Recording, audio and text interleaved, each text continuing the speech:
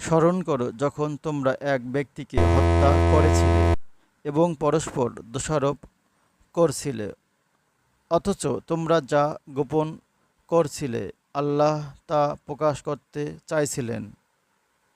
অতঃপর আমি বললাম, এর কোনো অংশ দ্বারা মৃত ব্যক্তিকে আঘাত করো।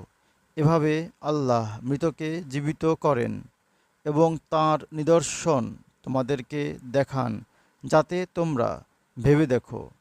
এরপরও তোমাদের অন্তর কঠিন হয়ে গেল, উহা পাথর কিংবা তদপেক্ষাও কঠিনতর।